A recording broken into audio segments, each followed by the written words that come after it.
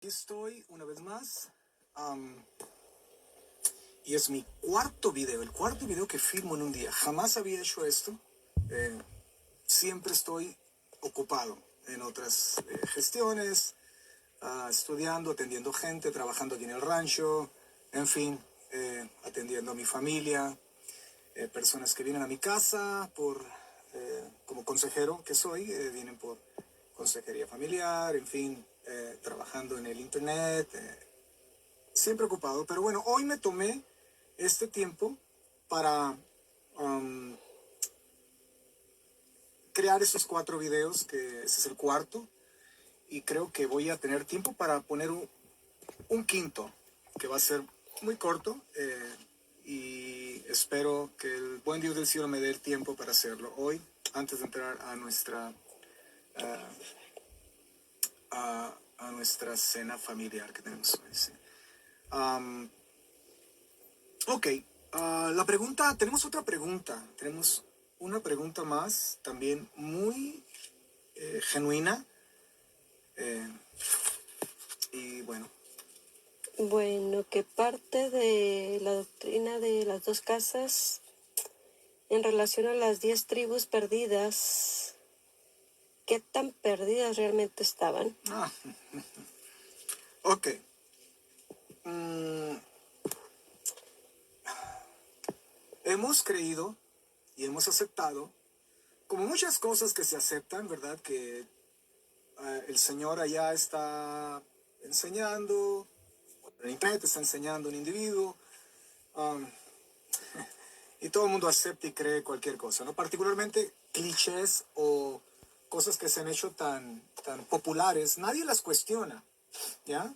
Y nadie pregunta, bueno, hay algunos que se dedican a eso, ¿no? A indagar, investigar qué tan reales son estos clichés que nos han incrustado, vaya, en nuestras mentes.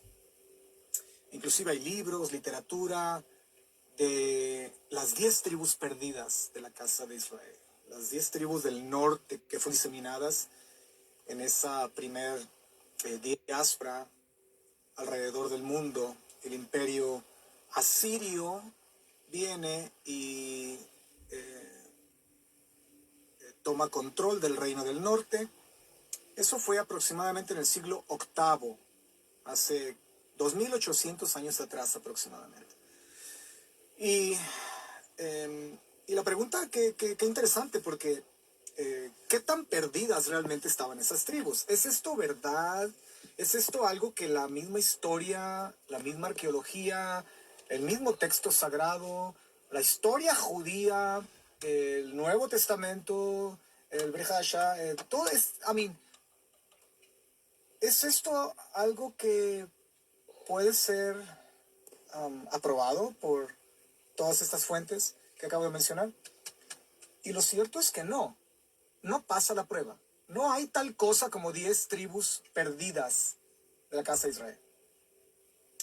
Es posible, claro, y ocurrió, que individuos, familias, grupos, una parte de una comunidad, se fue entre las naciones y fue asimilada. Es obvio, eso ocurre en toda la historia, con un sinnúmero de naciones que han sido invadidas, que han sido llevadas cautivas, y que a través de las generaciones, bueno, simple y sencillamente perdieron noción, ¿verdad?, de mucho de lo que realmente eran sus orígenes, su herencia.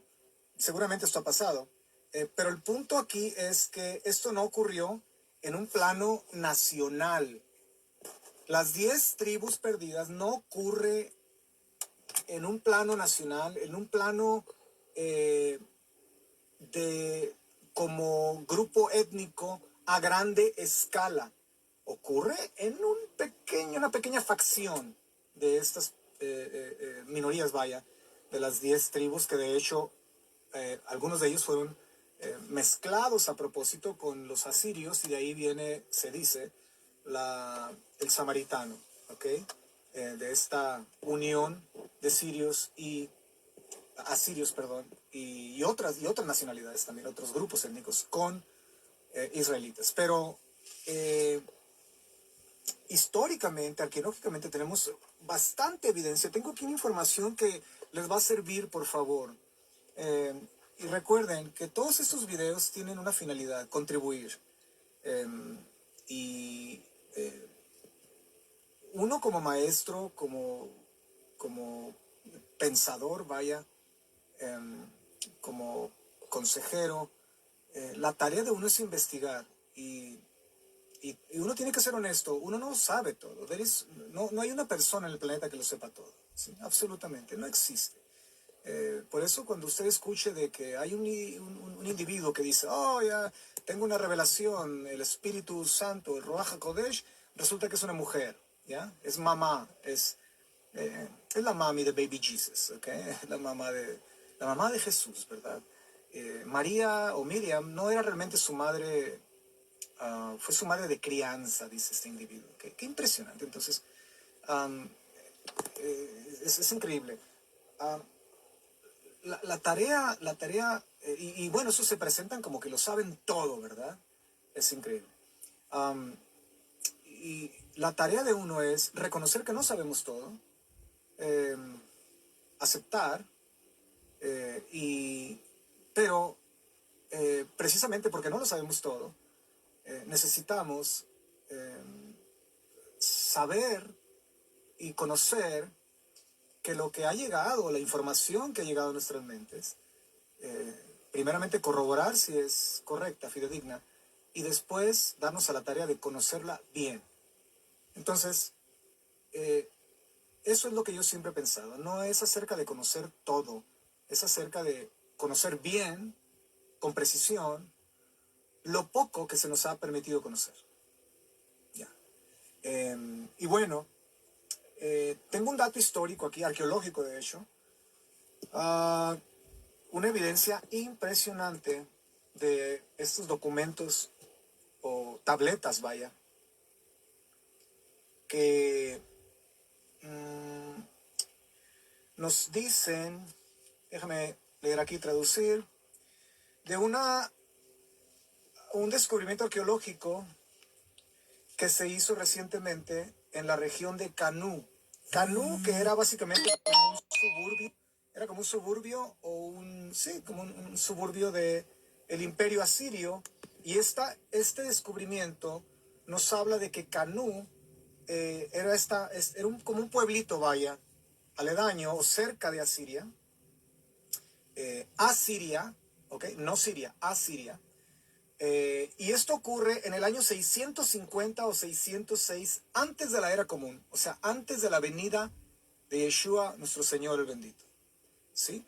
Estamos hablando que si 800 años antes de la venida del bendito, las tribus del norte fueron llevadas cautivas por los asirios, este acontecimiento que les voy a leer y mostrar ocurre 2 siglos después, básicamente, de que las 10 tribus perdidas fueron llevadas por el imperio sirio. ¿Ya? Y mira lo que encontramos en la arqueología impresionante, la arqueología moderna. Este hallazgo muestra unas tabletas, unos escritos, vaya, de contratos, o sea, de trading en el mercado, de comprar, vender, empleador, etcétera, que contienen un sinnúmero de nombres hebreos. ¿Ok? Ok, ese es punto número 1. ¿Qué hacía el imperio asirio, particularmente el imperio asirio? Tenía una peculiaridad. Ellos eran diferentes a los griegos, a los romanos. Cuando ellos invadían a sus enemigos, cuando ellos tomaban posesión de otra nación para arrancar la cultura de las mentes de esta nación conquistada, lo primero que hacían era traían gente de su propia gente, o esclavos, etcétera, y los mezclaban con las personas que habían sido invadidas y conquistadas, para que de esa forma las personas conquistadas fueran asimiladas más rápidamente. Y obviamente, ¿qué iba a ocurrir? Obviamente iba a ocurrir que lo primero que cambia es la identidad. La identidad que para el pueblo hebreo, el pueblo judío, es muy importante los nombres. ¿Sí? Recuerde, la palabra nombre en hebreo es Shem. Así, por ejemplo, cuando decimos Hashem, el nombre sagrado, Hashem. Por no mencionar el nombre de Dios, ¿verdad? Hashem. Por 2000 años lo hemos hecho. Entonces, Shem quiere decir nombre. ¿Qué quiere decir Shem en hebreo?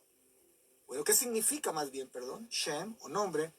Shem en hebreo significa realidad, significa carácter, significa la esencia, significa lo que eres tú realmente en esencia, tu esencia misma. Por eso los nombres en la Biblia son muy importantes. Ya no será tu nombre Abraham, ¿verdad? Padre exaltado, ahora va a ser tu nombre Abraham. ¿Ya? Hashem le cambió el nombre. ¿Por qué? Porque ahora te voy a convertir en el padre de muchos linajes sanguíneos, de muchas etnias, de muchos mishpochot, de muchas familias de la tierra, que todos van a ser bendecidos por ti. Así va cambiando nombres. Tu nombre no será Jacob, será Israel, una nueva identidad. El nombre es la esencia, la identidad, lo que eres. Entonces, el libro de Éxodo, de hecho, inicia, por eso se llama en hebreo, el nombre original del libro de Éxodo se llama Shemot. Shemot quiere decir en plural nombres, ¿ya? Porque eso muestra que Israel, aún siendo cautivo por muchos años en Egipto, posteriormente sale con su misma identidad. Los nombres son importantes, ¿ya? Lo primero que hacía el imperio asirio al conquistar era quitaba esta identidad, vaya, y los nombres tenían que ser cambiados. Entonces, parece ser, según el hallazgo arqueológico, ¿ok? Estos eran, bueno, no parece ser, estos eran israelitas, porque tenían nombres hebreos, no eran asirios, no eran, ¿ok? No eran hispanos o mexicanos cuando se vienen aquí a los Estados Unidos, ¿verdad? Que ahora ya no es Juan López, ahora es John López, ¿verdad? Ya no es Alejandro Jiménez, ahora es Alexander Jiménez, ¿verdad? Ya no es Antonio Reina, ahora es Anthony Quinn, etc. ¿Sí? Entonces, el mexicano, el hispano pierde su identidad rápido, impresionantemente. Y lo primero que cambia es el nombre, ¿ya? Contrario al pueblo judío, al pueblo hebreo o al pueblo israelita, el nombre no cambia. Entonces, tenemos que este hallazgo nos muestra que Israel, después de 200 años de haber sido llevado cautivo, no pierde su identidad. Y parece ser que en esta provincia de Canú, en Asiria, los israelitas que fueron deportados por el rey Sargón II, de lo que fue posteriormente Samaria, de ahí se tomaron, ¿ok? Bajo la conquista de Asiria por Babilonia, porque después viene Babilonia, conquista Asiria, se entiende en estas tabletas, lo que estoy leyendo aquí, el reporte, el artículo, y es de fuentes fidedignas, que esto lo puedes encontrar en Google. Puedes usar cualquier información que te estoy dando y puedes investigarla, por favor. Los arqueólogos asumen entonces que bajo un imperio asirio que lo primero que hacía era quitar la identidad del pueblo conquistado a través de cambiar los nombres, como una de las herramientas que tenían. Esta comunidad que vivía en Canú, que era parte del imperio asirio, gozaba de privilegios entonces bajo la ley de Asiria, ¿ya? Por alguna razón a ellos se les permitió continuar teniendo nombres hebreos, identidad hebrea. Esto es un hallazgo arqueológico que definitivamente abre la olla de la ideología de las dos casas o los efraimitas, porque al abrir la olla el vapor sale y eventualmente el contenido de agua que existe en esa olla termina evaporándose, ¿sí? ¿Por qué digo esto? Porque la piedra angular de la ideología de las dos casas es que las tribus perdidas fueron, las 10 tribus del norte, perdón, fueron perdidas, que perdieron su identidad, que no se reconocen y que ellos vinieron a ser gentiles entre las naciones y que de hecho ellos disfrutaban, ¿verdad?, con esa identidad gentil. Una vez más, eso ocurrió pero en una escala muy, muy, muy pequeña. En una escala nacional y en una escala de entidad y de identidad, como grupo étnico, no ocurrió. Y aquí lo estamos viendo, que de 200 años después encontramos un elemento vital para comprobar nuestra teoría. Esto no es una hipótesis, es una teoría, y es una teoría que no se puede refutar. ¿Okay? Está ya en archivo y está algo que puede comprobarse. ¿Okay? Entonces, interesantemente, los babilonios conquistan, y cuando conquistan los babilonios se llevan a toda esta gente. ¿Okay? Entonces tenemos que hay una especie de reunión definitivamente cuando llega ahora el judío. Judá y Benjamín son llevados cautivos por Babilonia 70 años a Babilonia, y de repente se encuentran no sé, a Homer, se encuentran ¿verdad? A Kefa, se encuentran a Yohanan, se encuentran a todos estos, a Shimón, se encuentran a todos estos nombres hebreos. Okay, dice, espérate, usted no es babilonio, ¿verdad? Tampoco asirio. Usted debe de ser hebreo, sí, fuimos de los que estábamos en Asiria y Babilonia nos trajo. Entonces, básicamente hay una reunión ahora en Babilonia de israelitas y judíos, ¿ya? La identidad no se pierde, y eso lo tenemos ya en el aproximadamente el siglo V. ¿Okay? Ok, es una evidencia arqueológica que tenemos, que la identidad realmente no la pierde Israel. No hay tal cosa como que las tribus en forma masiva, en escala de mayor grado, fueron perdidas, vaya. Hay grupos, sabemos, como en África, el norte del África, en Etiopía, en Irak, los caraítas, vaya, pero bueno, esos eran judíos. En Etiopía, que se dice que en otras naciones, que parte de la tribu de Manashe y parte de la tribu de Dan, etcétera, que increíble. ¿Cómo ellos saben eso? Bueno, porque lo han preservado por miles de años. Se no estaban perdidas. No estaban tan perdidas, claro.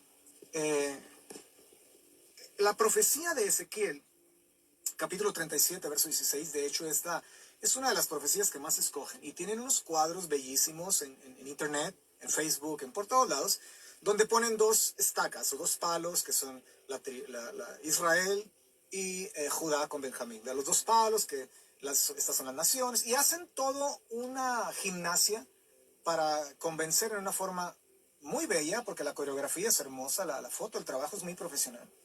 Pero definitivamente convencen a aquellos que solamente tienen la disponibilidad de escuchar algo que venga de ahí, ¿verdad? No me importa que sea algo novedoso. Y bueno, hay gente que escucha cualquier cosa, siempre va a haber gente que escucha. Y hacen toda esta teología de los dos palos, vaya. Y menciona a Yosef, menciona a Efraín, y esto, increíblemente, porque si lo ponemos también en perspectiva, Ezequiel, recuerden, fue un profeta en la cautividad babilónica, y sí, ¿sucede algo? Okay. Entonces, el profeta, lo único que está evidenciando es que todavía hasta la cautividad babilónica, las tribus malamente llamadas perdidas de Israel todavía son reconocibles, ¿sí? Cuando habla de Israel y las naciones, y de hecho todo lo que habla de las tribus perdidas dice que esto fue algo que realmente ocurrió en un tiempo y espacio. Entonces las tribus estaban allí, reconocibles, vaya, no estaban tan perdidas, ¿ok? Y te voy a dar unos pasajes para que los explores tú, por favor, pero si eres partícipe de esta ideología de las dos casas, trata de quitar esos lentes y ponte unos lentes más acorde a lo que el texto dice en cuanto a Ezequiel reconociendo que las tribus eran reconocibles en ese momento, en ese punto de la historia. ¿Okay? Ezequiel capítulo 45, no voy a leer porque es demasiada información. Capítulo 45, verso 8. Tenemos capítulo 47, verso 13, del 21 al 23, capítulo 48, verso 1 al 19, verso 23, 29 y 31. ¿Ok? Jeremías, Yeremayahu, ¿ok? considera a las tribus malamente llamadas perdidas todavía identificables. Se podían reconocer. Jeremías habla de la casa de Israel como una identidad, como una entidad, perdón, ¿ok? La cual todavía es reconocible después del exilio asirio, ¿ok? Jeremías capítulo 31, puedes leerlo. El profeta Zacarías, ¿ok? Capítulo 8, en fin, Ezequiel capítulo 37.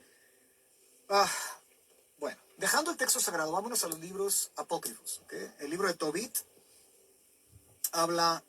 inicia de esta forma, que es un libro apócrifo, pero tienen contenido que nos da luz, que nos ayuda, vaya, ¿ok?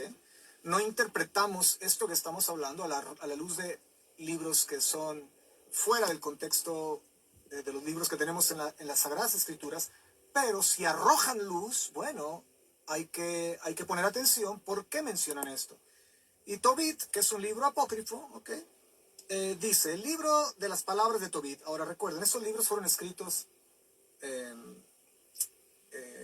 previo al siglo I.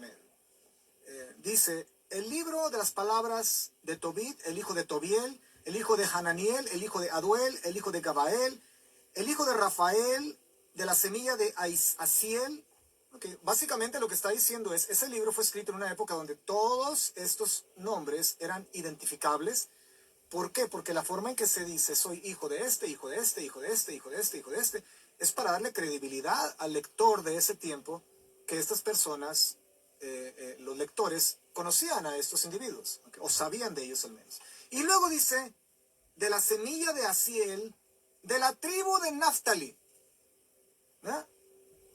De la tribu de Naftali, quien en los días de Salmanaser, rey de los asirios, etc. ¿Qué nos va a perder? ¿Dónde está? Entonces, no estaba tan perdida la tribu de Naftali, ¿verdad? Tenemos una... básicamente entonces, una identidad que claramente se mantiene todavía 500 años después del exilio de las tribus del norte.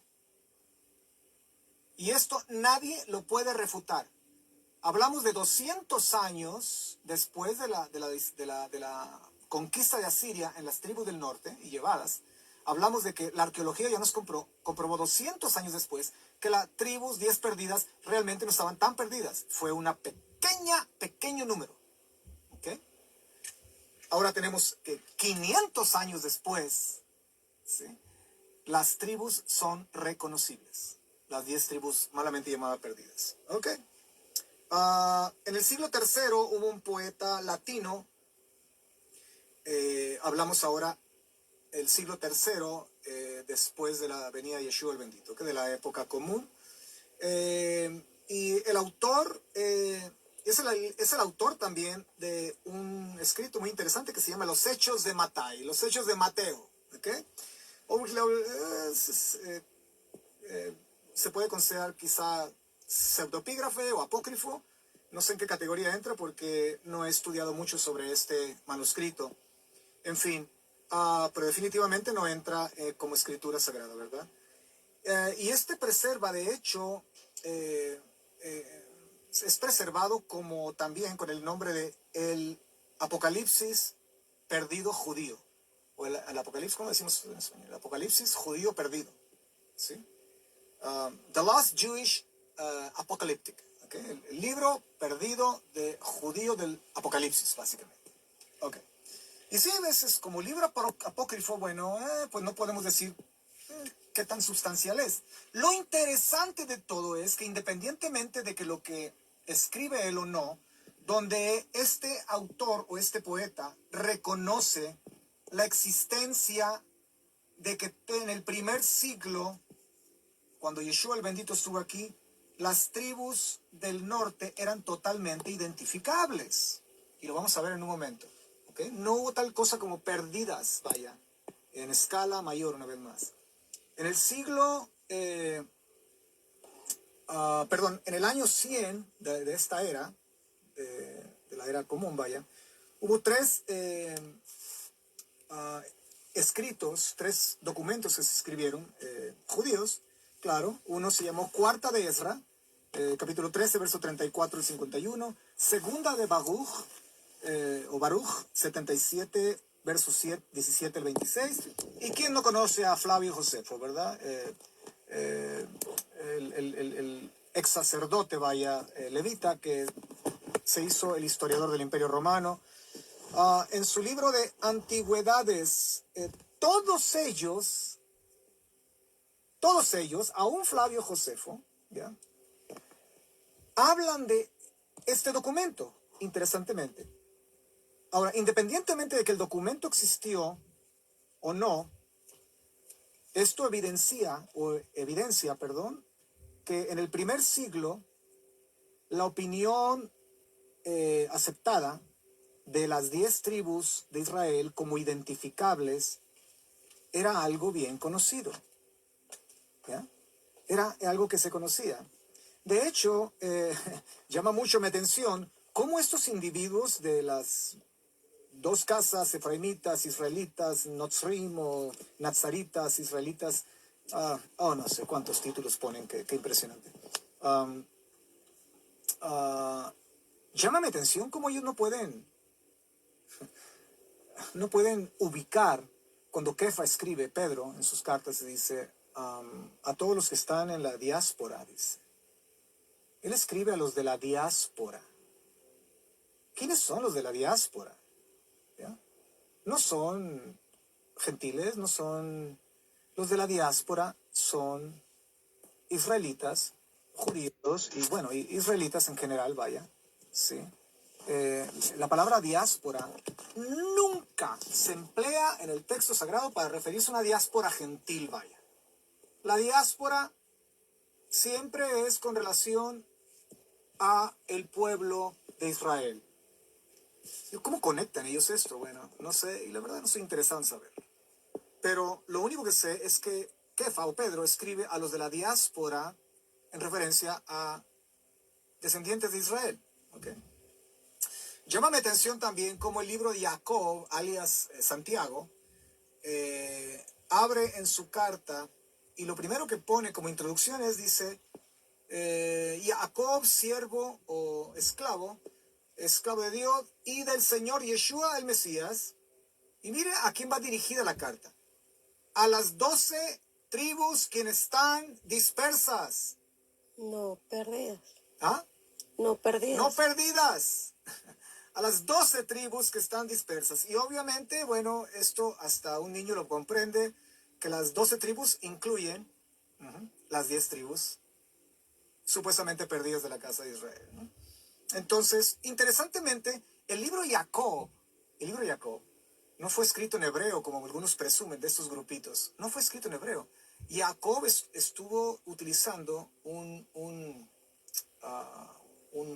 sofer, vaya, un escriba, que lo escribió en el griego, porque la mayoría de los israelitas, de las tribus dispersos, su primer lengua ya no era el hebreo, sino que era el griego, ¿sí? O el latín, dependiendo de dónde vivieran, en qué parte del mundo vivieran. Usualmente era el griego.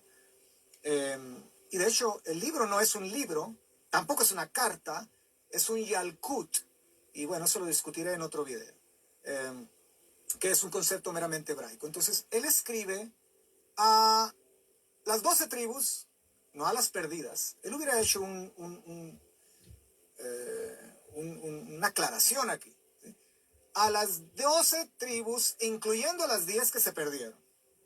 ¿Cómo le va a escribir? O sea, ¿cómo vas a buscar algo tú que sabes que se perdió? Es una pérdida de tiempo. ¿Cómo lo vas a encontrar, verdad? Se perdieron, ¿para qué buscarlo? Cualquiera podría decir, no, si se perdieron los voy a buscar. Dependiendo cómo es el vaso, medio lleno o medio vacío, ¿ok? Pero el punto aquí es que estamos viendo que hay literatura, hay arqueología que nos muestra que no se perdieron en una forma nacional, en una manera de entidad a gran escala. Fue un pequeño grupo, ¿sí? el que se asimiló. Y bueno, quizá que estoy abriendo una puerta para que esas gentes vengan y hagan el debate y digan, pues ese pequeño grupo se convirtieron en millones y billones y billones que después fueron los gentiles y que fueron asimilados y, bueno, para todo siempre hay un argumento, ¿no? Yo estoy dándole pruebas arqueológicas, históricas y bíblicas, es todo lo que estoy haciendo. Am, ok, bueno, mismo Flavio Josefo responde a esto. Jacob Santiago dice que hay 12 tribus y él esperaba que su Yalkut o que su carta llegara a esas tribus. Esto no es algo, las 12 tribus perdidas, no es algo alegórico, ¿ya? Es literal. Por alguna razón, el Yalkut fue escrito en griego, es literal, ¿sí? Si hubiera sido una alegoría, lo hubiera escrito en hebreo, porque realmente estas tribus desaparecieron, solo quedan 2, ¿verdad? Ok, no tan solamente reconoce la existencia, y que son reconocibles, vaya, las tribus, pero también esperaba que esta Yalkut o esta carta llegara a ellos. ¿Qué decir recuerdan en Lucas capítulo 2, verso 36? Donde llega esta mujer, Ana, que dice era una profetisa, y ella misma es introducida ahí como, si lees Lucas capítulo 2, verso 36, dice que era de la tribu de Asher. Wow. ¿Cómo? Imagínate que llega esta anciana y dice, hola, ¿qué tal? Ay, qué bonito niño, ¿verdad? Bueno, miren mis credenciales, soy una profetisa, y la verdad yo pertenezco, pues no sé ni a quién pertenezco porque no sé ni de dónde vengo ni quién soy, no conozco mi prosapio, mi linaje, se perdió en la dispersión porque, bueno, las 2 casas me han dicho que soy gentil y no reconozco mi tribu, no hay forma de reconocer, y bueno, es todo lo que puedo decir de mi persona, pero quiero decirles que, ¿verdad? Y ya les da la profecía, el oráculo divino que tiene que decirles a Joseph y a Miriam. Pero ella es reconocida como descendiente directa de la tribu de Asher, ¿ya? ¿Cómo ella es reconocida? Porque había anales en la historia, había records, había, ¿cómo se llama? Records, archivos, existía un consenso general de que todo mundo podía ser identificado de qué tribu venía, ¿ya? Entonces, no en vano tenemos esas largas genealogías en todo el texto sagrado, particularmente en el Tanaj, en el Antiguo Testamento, porque el judío, el hebreo, el israelita siempre ha estado interesado en preservar la identidad, ¿ok? No en vano existen todas esas largas genealogías, porque siempre hay un interés en preservar el linaje. Entonces, ¿qué más tenemos? Podríamos seguir ahondando con el tema, pero mi punto aquí es el siguiente. Que las 10 tribus perdidas, y lo he repetido varias veces, es innegable que sí, hubo un pequeño grupo que fue asimilado, que fue mezclado, otros se fueron a otras naciones. Es cierto, nadie lo niega, ¿ya? Pero una vez más, como grupo, como entidad mayoritaria